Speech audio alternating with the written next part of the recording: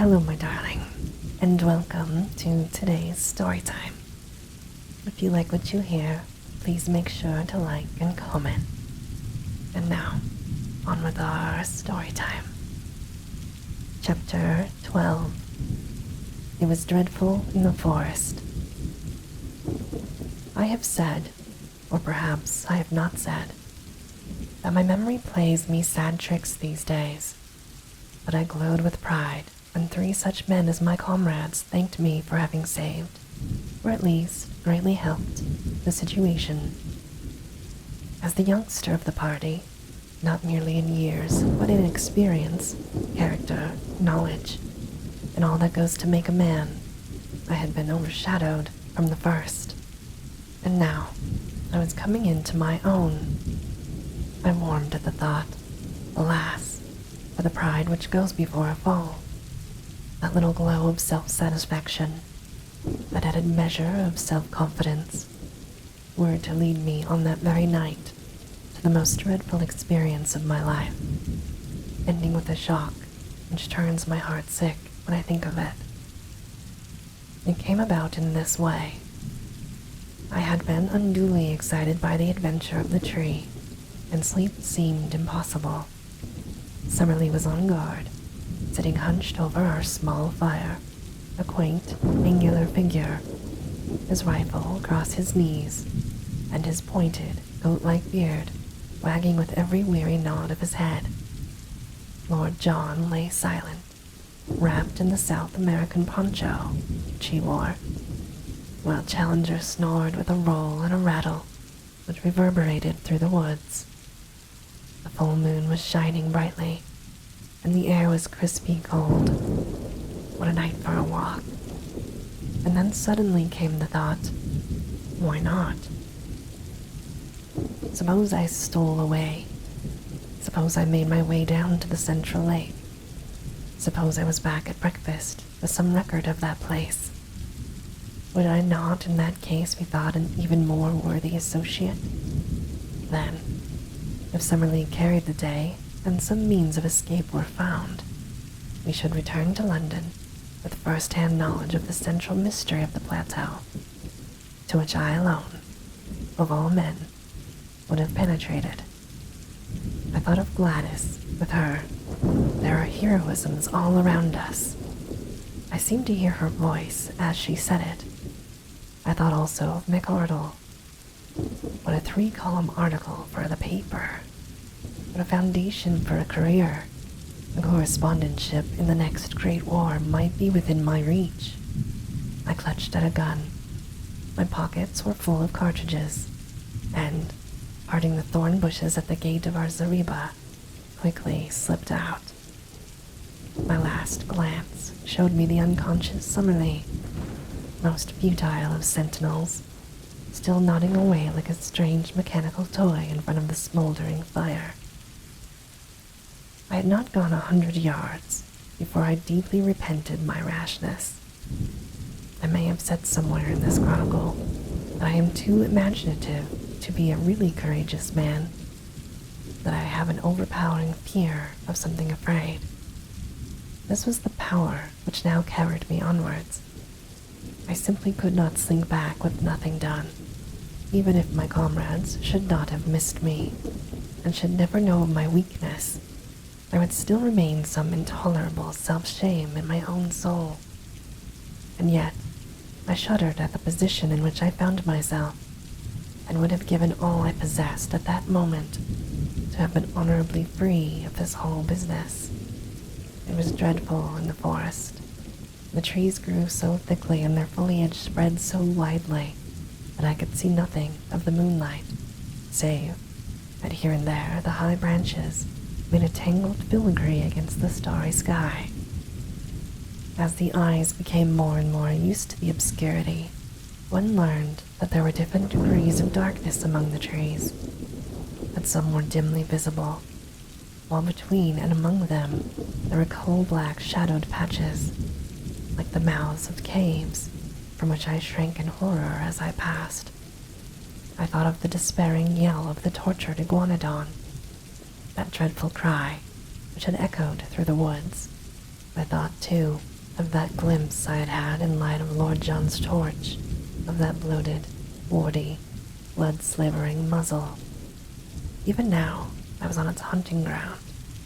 At any instant it might spring upon me from the shadows, this nameless and horrible monster. I stopped, and, picking a cartridge from my pocket, I opened the breech of my gun. As I touched the lever, my heart leaped within me. It was the shotgun, not the rifle, which I had taken. Again, the impulse to return swept over me. Here, surely, was a most excellent reason for my failure, one for which no one would think less of me. But again the foolish pride fought against that very word. I could not, must not fail. After all, my rifle would probably have been useless as a shotgun against such dangers as I might meet. If I were to go back to camp to change my weapon, I could hardly expect to enter and to leave again without being seen. In that case, there would be explanations, and my attempt would no longer be all my own. After a little hesitation, then, I screwed up my courage and continued upon my way, my useless gun under my arm. The darkness of the forest had been alarming, but even worse was the white, still flood of moonlight in the open glade of iguanodons. Hid among the bushes, I looked out at it. None of the great brutes were in sight. Perhaps the tragedy which had befallen one of them had driven them from their feeding ground. In the misty, silvery night, I could see no sign of any living thing. Taking courage, therefore, I slipped rapidly across it. Then, among the jungle on the farther side, I picked up once again the brook which was my guide. It was a cheery companion, gurgling and chuckling as it ran, like the dear old trout stream in West Country where I fished at night in my boyhood. So long as I followed it down, I must come to the lake, and so long as I followed it back, I must come to the camp. Often, I had to lose sight of it on account of the tangled brushwood, but I was always within earshot of its tinkle and splash. As one descended the slope, the woods became thinner, and bushes, with occasional high trees, took place of the forest. I could make good progress, therefore, but I could see without being seen. I passed close to the pterodactyl swamp, and as I did so, with a dry, crisp, leathery rattle of wings, one of these great creatures, it was 20 feet at least from tip to tip, rose up from somewhere near me and soared into the air. As it passed across the face of the moon, the light shone clearly through the membranous wings, and it looked like a flying skeleton against the white, tropical radiance. I crouched low among the bushes, for I knew from past experience that with a single cry, the creature could bring 100 of its loathsome mates about my ears. It was not until it had settled again that I dared to steal onwards upon my journey. The night had been exceedingly still, but as I advanced, I became conscious of a low, rumbling sound, a continuous murmur, somewhere in front of me. This grew louder as I proceeded, until at last it was clearly quite close to me. When I stood still, the sound was constant, so that it seemed to come from a stationary cause. It was like a boiling kettle, or a bubbling of some great pot. Soon I came upon the source of it, for in the center of a small clearing I found a lake, or a pool, rather, for it was not larger than the basin of the Trafalgar Square fountain, of some black, pitch-like stuff, the stuff of which rose and fell in great blisters of bursting gas. The air above it was shivering with heat, and the ground around was so hot that I could hardly bear to lay my hand on it. It was clear that the great volcanic outburst, which had raised this strange plateau so many years ago, had not yet entirely spent its forces. Blackened rocks and mounds of lava I had already seen everywhere all peeping out from amid the luxuriant vegetation which draped them. But this asphalt pool in the jungle was the first sign that there was existing activity on the slopes of the ancient crater. I had no time to examine it further, for I needed to hurry if I were to be back in camp by the morning. It was a fearsome walk, and one which will be with me so long as memory holds. In the great moonlight clearings, I slunk along among the shadows on the margin. In the jungle, I crept forward, stopping with a beating heart whenever I heard, as I often did, the crash of breaking branches, as some wild beast went past. Now and then, great shadows loomed up for an instant and were gone. Great, silent shadows, which seemed to prowl upon padded feet. How often I stopped with the intention of returning, and yet, every time my pride conquered my fear, and sent me on again until my object should be attained. At last, my watch showed that it was 1 in the morning. I saw the gleam of water amid the openings of the jungle, and 10 minutes later I was among the reeds upon the borders of the central lake. I was exceedingly dry, so I lay down and took a long draught from its waters, which were fresh and cold. There was a broad pathway with many tracks upon it at the spot which I had found, so that it was clearly one of the drinking places of the animals. Close to the water's edge, there was a huge isolated block of lava. Up this I climbed, lying on the top, and had an excellent view in every direction. The first thing I saw filled me with amazement. When I described the view from the summit of the great tree, I said that on the farther cliff I could see a number of dark spots, which appeared to be the mouths of caves. Now, as I looked up at the same cliffs, I saw discs of light in every direction, ruddy, clearly defined patches, like the portholes of a liner in the darkness. For a moment I thought it was the lava glow from the volcanic action, but this could not be so. Any volcanic activity would surely be down in the hollow, and not among the rocks. What then was the alternative? It was wonderful, and yet it must surely be. These ruddy spots must be the reflection of fires within the caves, fires which could only be lit by the hand of man. There were human beings, then, upon the plateau. How gloriously my expedition was justified. Here was news indeed for us to bear back with us to London. For a long time, I lay and watched these red, quivering blotches of light. I suppose they were 10 miles off from me, yet even at that distance, one could observe how, from time to time, they twinkled or were obscured as someone passed before them. What would I not have given to be able to crawl up to them, to peep in, and to take back some word to my comrades as to the appearance and character of the race who lived in so strange a place? It was out of the question for a moment, and yet surely we could not leave the plateau until we had some definite knowledge upon the point. Lake Gladys, my own lake, lay like a sheet of quicksilver before me, with the reflected moon shining brightly in the center of it. It was shallow, for in many places I saw low sandbanks protruding above the water.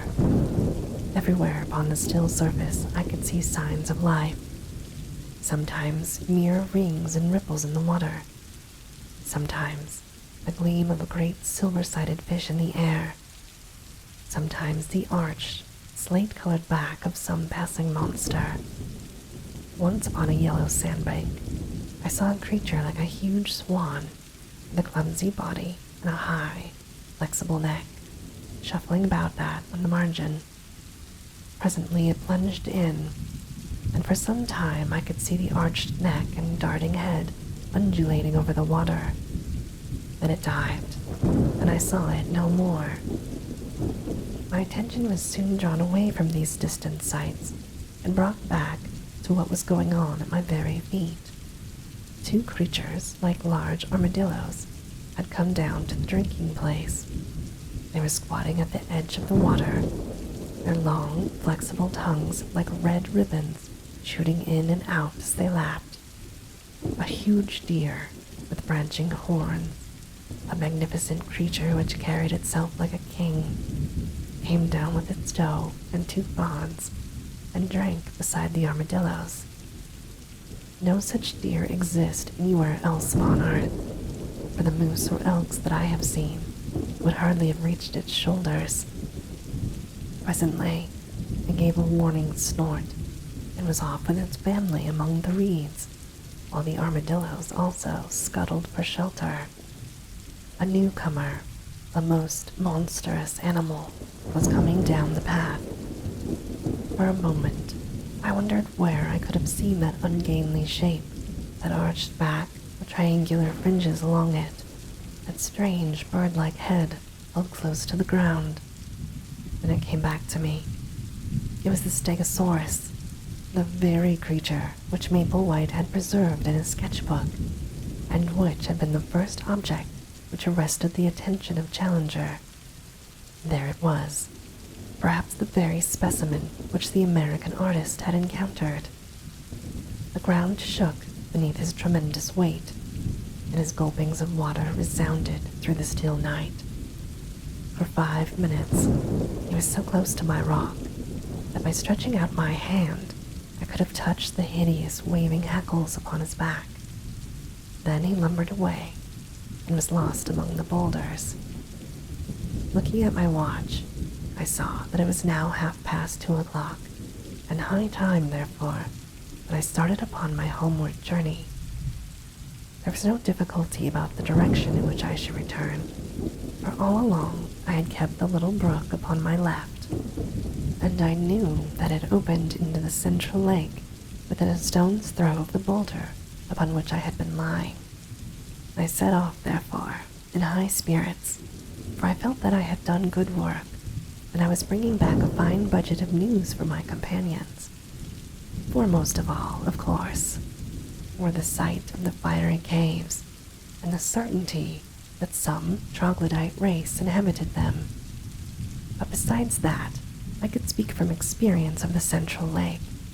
I could testify that it was full of strange creatures, and I had seen several landforms of primeval life which we had not before encountered.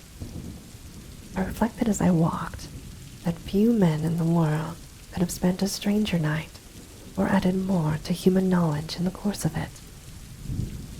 I was plodding up the slope, turning these thoughts over in my mind, and had reached a point which may have been halfway to home.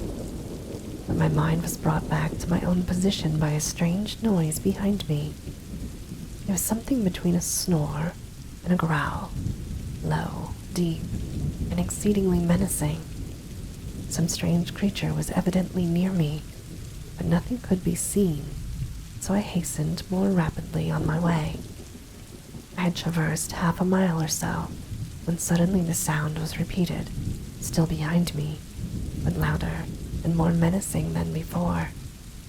My heart stood still within me as it flashed across me that the beast, whatever it was, must surely be after me. My skin grew cold, and my hair rose at the thought. That these monsters should tear each other to pieces was a part of the strange struggle for existence, but that they should turn upon modern man, that they should deliberately track and hunt down the predominant human, was a staggering and fearsome thought.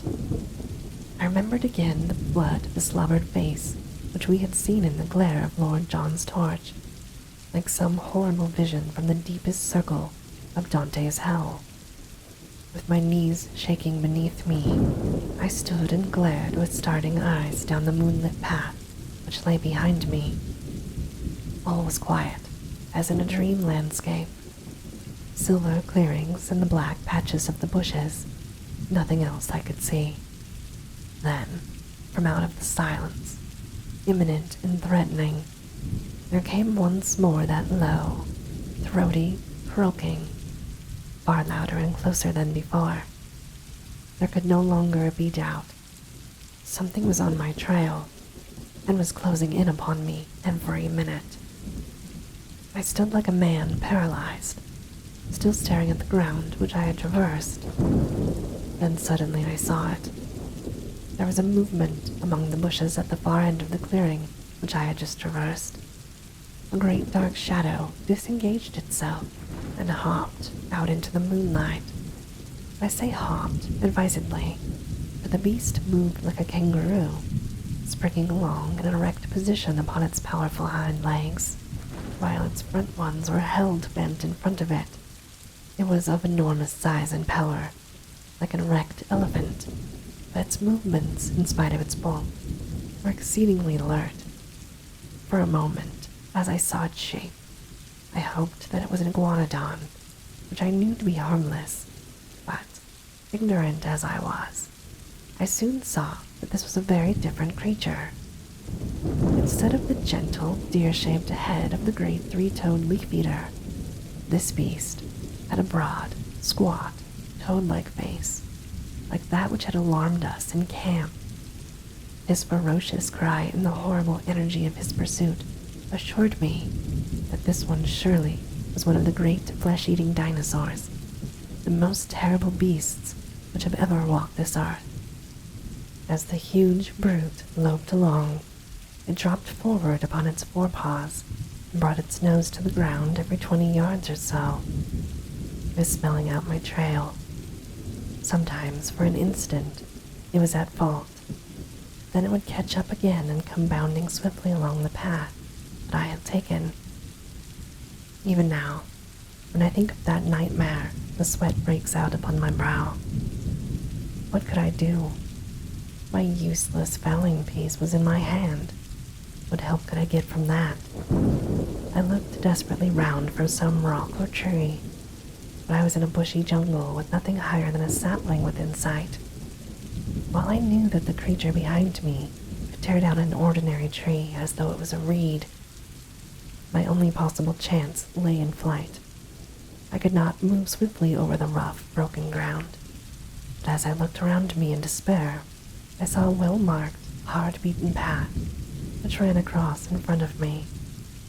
We had seen several of the sort, the runs of various wild beasts, during our expeditions. Along this, I could perhaps hold my own, for I was a fast runner and in excellent condition. Flinging away my useless gun, I set myself to do such a half-mile as I have never done before or since. My limbs ached, my chest heaved.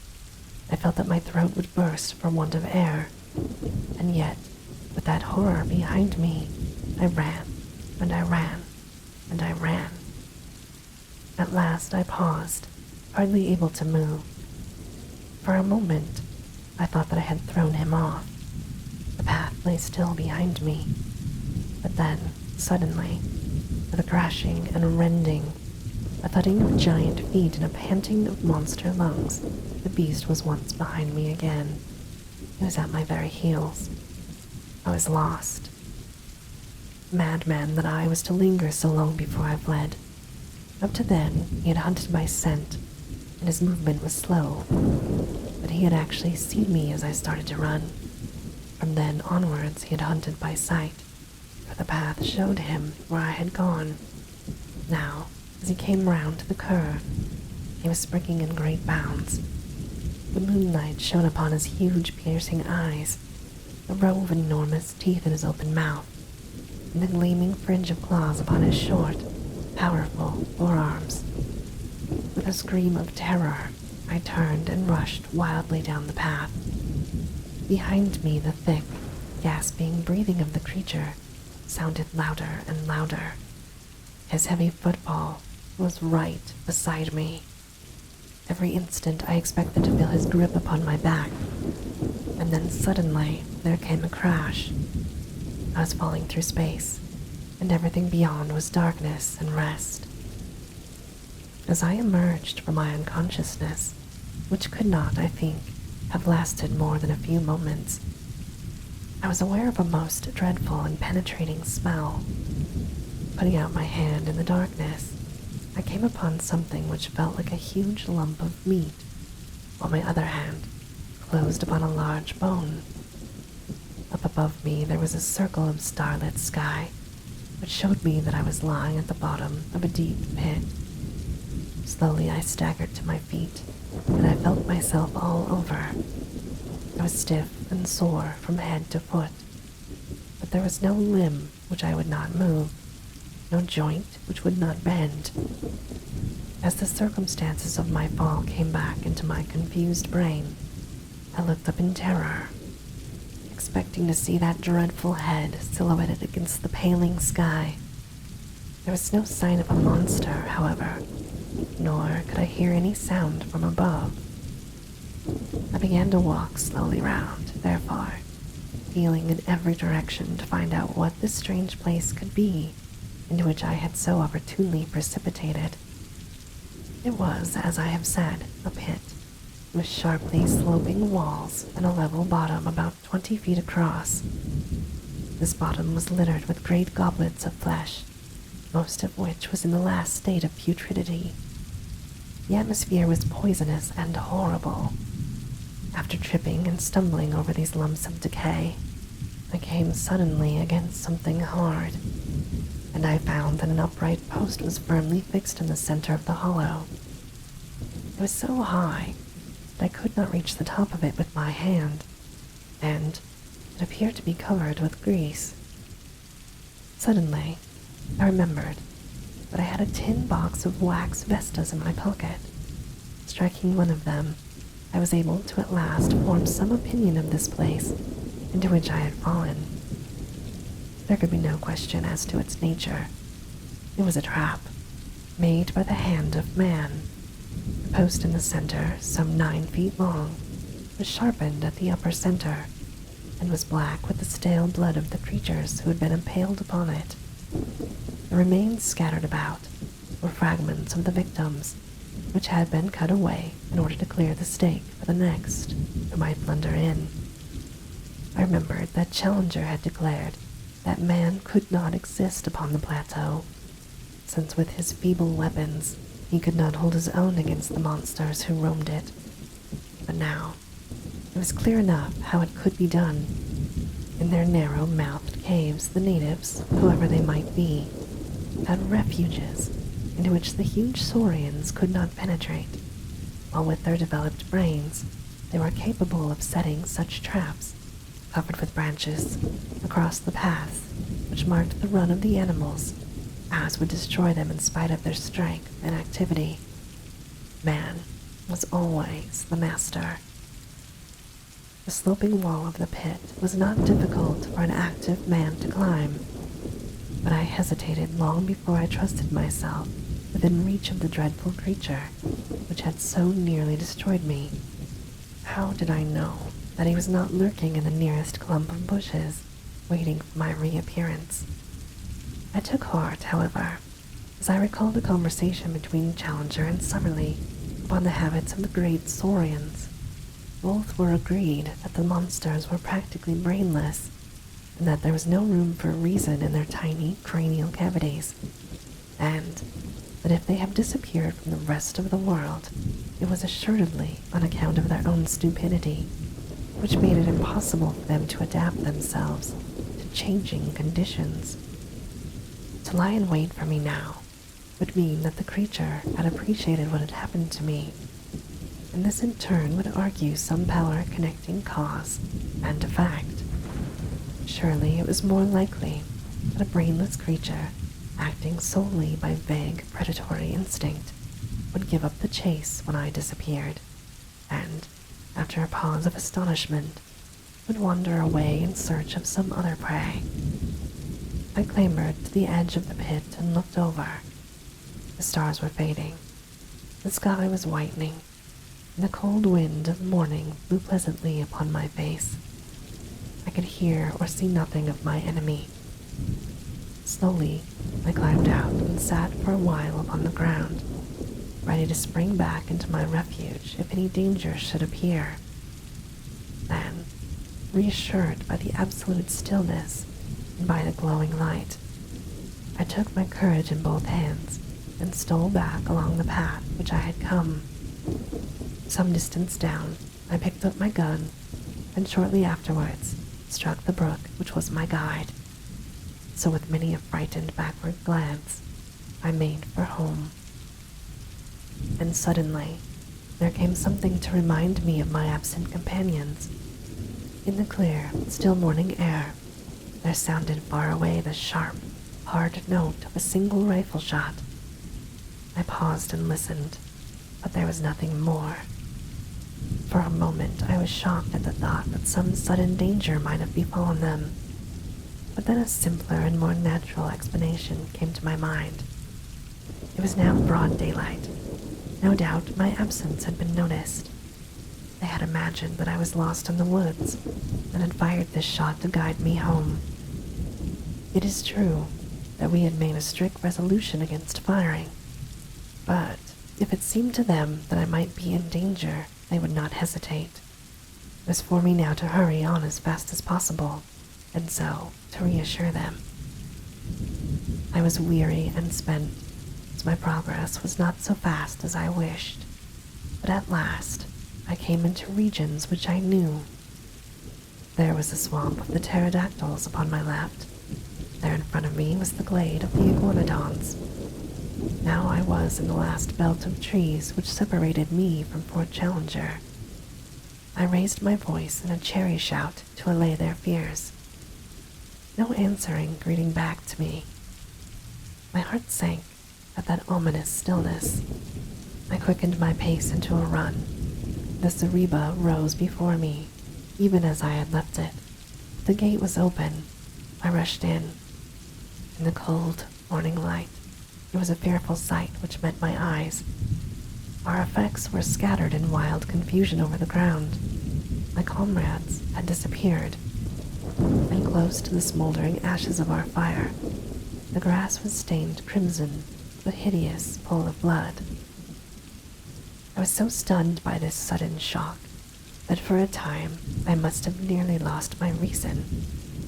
I have a vague recollection, as one remembers a bad dream, rushing about through the woods all round the empty camp, calling wildly for my companion.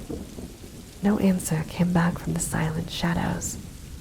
The horrible thought that I might never see them again, that I might find myself abandoned all alone in that dreadful place, with no possible way of descending into the world below, that I might live and die in that nightmare country, drove me to desperation.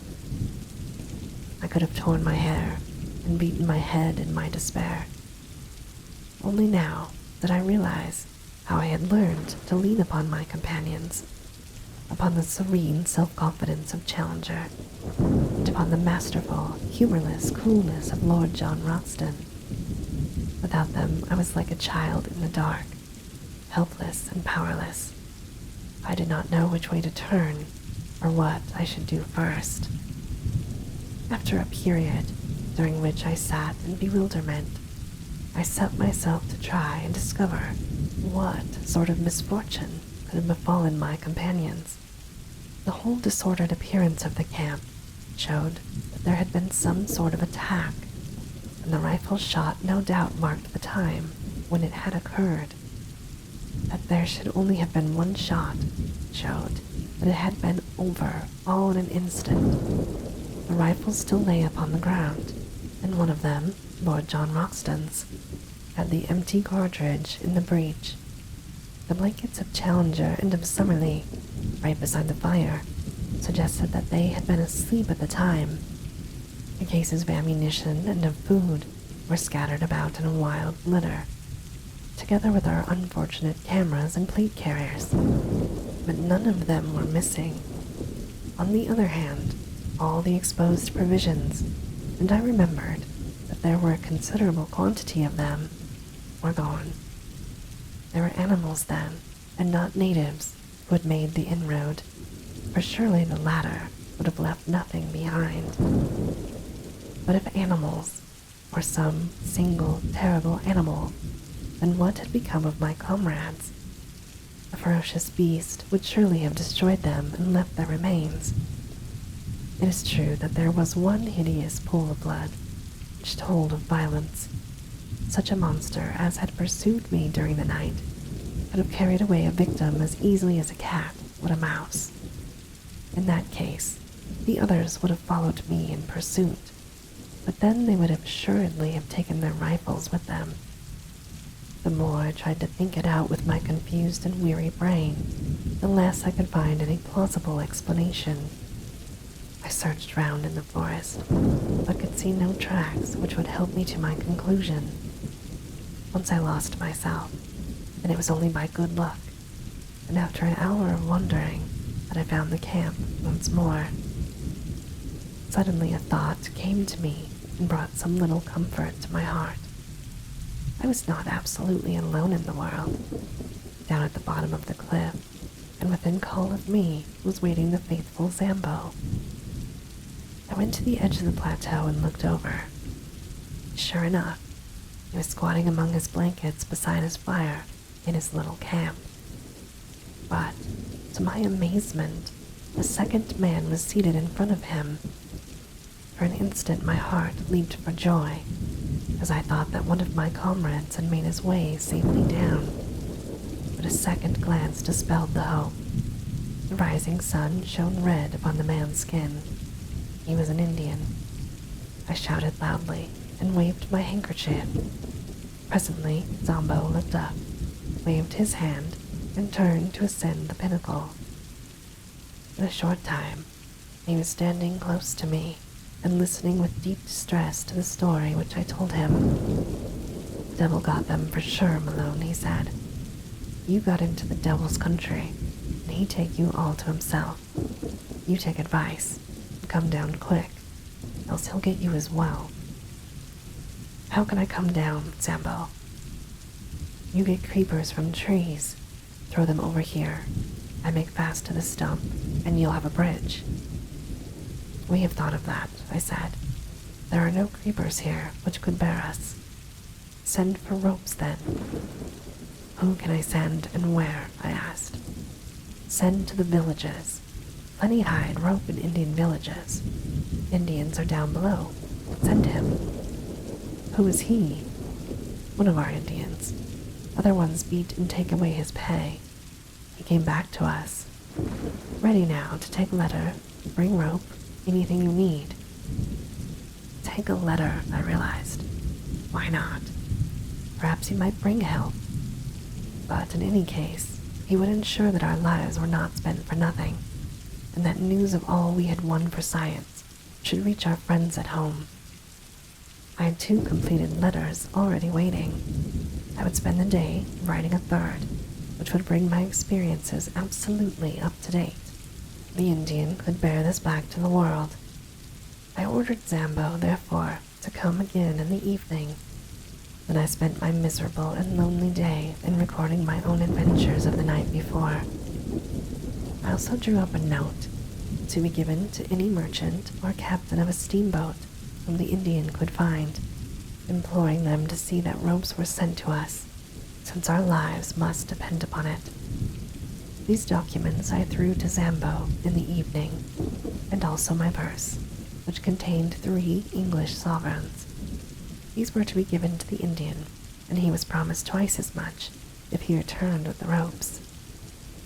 So now you will understand, my dear McArdle, how this communication reaches you, and you will also know the truth in case you never hear again from your unfortunate correspondent. Tonight, I'm too weary and too depressed to make my plans. Tomorrow, I must think out some way by which I shall keep in touch with this camp, and yet search round for any traces of my poor friends. And this, my darling, ends our story time for today.